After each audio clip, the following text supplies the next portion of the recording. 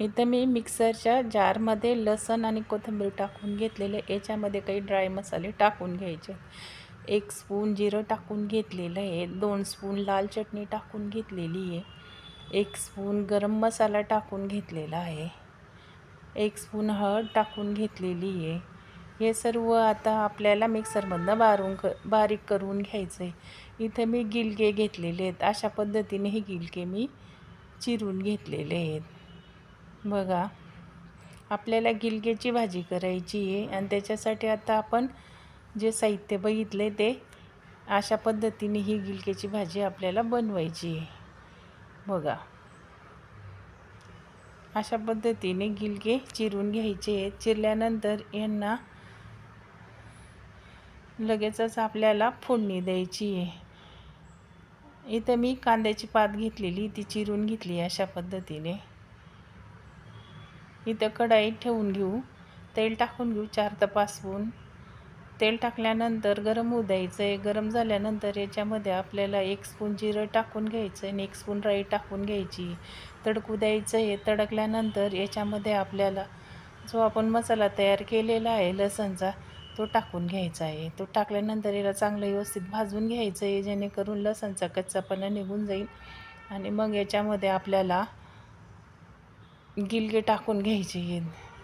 गिलके टाकून यांना चांगलं परतून घ्यायचं आहे. याच तेलामध्ये मसाल्यामध्ये चांगले परतल्यानंतर याच्यामध्ये आपल्याला तुरीची डाळ घालायची आहे. मी तुरीची डाळ भिजत घातलेली आहे.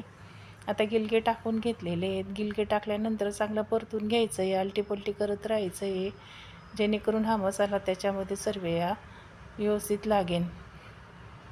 मग अशा पद्धतीने हे गिलके चिरून घेतलेत. वरून कांद्याची पात टाकून घेतलेली आहे. अशा पद्धतीने तुम्ही ही भाजी बनवू शकता. खूप छान लागते, मस्त. आपण भरपूर प्रकारे गिलक्याची भाजी करतो. अशा पद्धतीने ही भाजी केली तर खूप छान लागते. इथं तुरीची डाळ भिजलेली होती, ती टाकून घेतलेली आहे. तुरीची डाळ टाकली म्हणजे भिजायला टाईम नाही लागत, तिला व्यवस्थित भिजलेली असते तर लवकर शिजून जाते. इथं आता आपल्याला थोडंसं पाणी टाकून घ्यायचं आहे. पाणी टाकल्यानंतर हे आपल्याला शिजू द्यायचं आहे. डाळ तर लगेचच शिजून जाईल, कारण ही डाळ लवकर शिजून जाते जर भिजत घातलेली असली तर. अशा पद्धतीने ही डाळ इथं आपण आता शिजवून घेणार आहोत. इथं मी तांदळाच्या भाकरी बनवून घेतलेल्या आहेत या भाजीबरोबर खायला. आपण ही भाजी आता तांदळाच्या भाकरीबरोबर खाणार आहोत. अशा पद्धतीने इथं मी ह्या भाकरी टाकून घेतलेल्या आहेत. बघा, खूप छान फुगलेल्या आहेत, मस्त लाटून घेतलेल्या आहे मी, थापलेल्या नाही आहे. लाटल्या की लगेचच होतात.